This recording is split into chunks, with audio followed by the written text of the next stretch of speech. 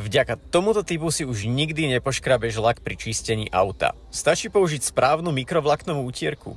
V detailingu totiž nejde len o chémiu, ale aj o to, čím ju zotieraš.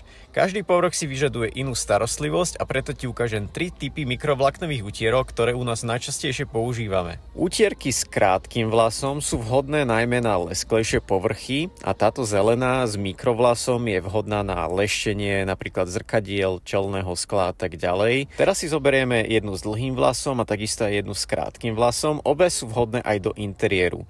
Napríklad keď si natrieme keramiku a potrebujeme ju zotrieť, tak s týmto krátkym vlasom to krásne vieme doladiť. Vieme ju použiť aj na palubovku, takisto aj na nejaké kožené časti a teda tu s tým krátkym vlasom tá je vhodnejšie na lesklé časti, takže vieme aj napríklad tú stredovú konzolu. Keby však čistíme kožu a je tam veľa vody a potrebujeme ju odsať, tak táto s dlhým vlasom je na to najvhodnejšia a vieme odsať úplne všetko. Keďže utierky s dlhým vlasom majú toto výborné sanie, sú vhodné na bafovanie či už vosku, keramiky alebo čohokoľvek, čo natierame na exteriér vozidla. Táto s dlhým vlasom je teda najvhodnejšia na exteriér. Nemusíte sa bať týchto farebných variantov, existujú len tieto 3 typy, dlhý, krátky a mikrovlas. Všetky tieto nájdete na našom e-shope, už sa tešíme na váš nákup.